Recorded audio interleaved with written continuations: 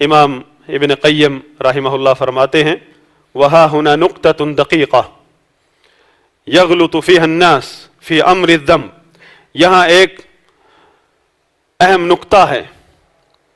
جس میں بہت سارے لوگ گناہوں کے معاملے میں غلطی کرتے ہیں،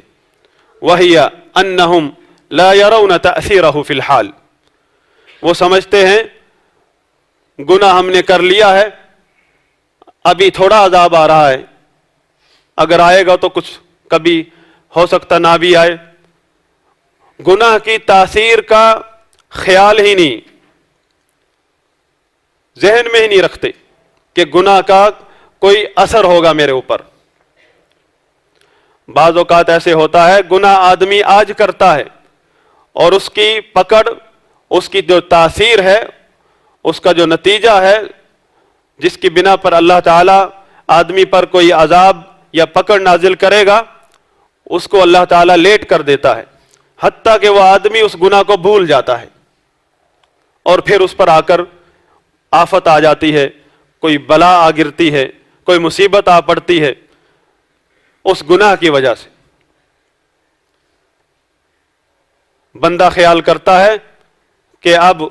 اس گناہ کا اس پر کوئی اثر نہیں ہوگا کیونکہ خود بھول گیا ہے، سمجھتا ہے وہ گناہ بس مٹ گیا ہے۔ اسی نقطے نے کتنے لوگوں کو برباد کیا ہے، ہلاک کیا ہے، اسی نقطے نے کہ گناہ کی تاثیر کا خیال ہی نہیں کہ جو میں نے گناہ کیا تھا اس کا کوئی وبال آئے گا میرے اوپر۔ کتنی ایسی نعمتیں ہیں لوگوں سے چھن گئیں گناہ کی وجہ سے،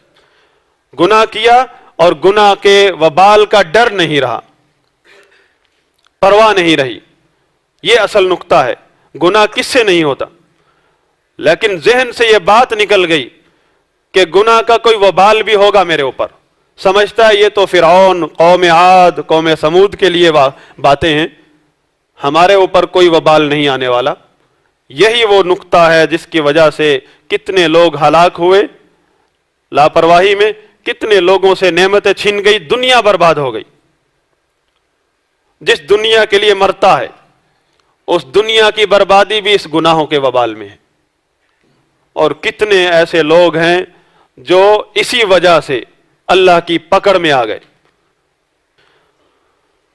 کتنے لوگ ہیں جو اس نقطے میں آ کر، اس بات پر آ کر دھوکے میں پڑ گئے۔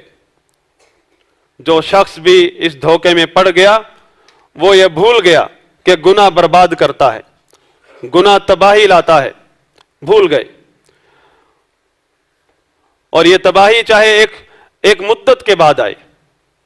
گناہ جو کیا ہے اس کا وبال آ کر رہتا ہے۔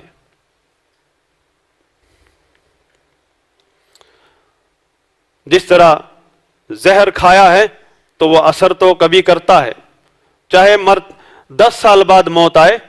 زہر کی وجہ سے مر جاتا ہے آدمی۔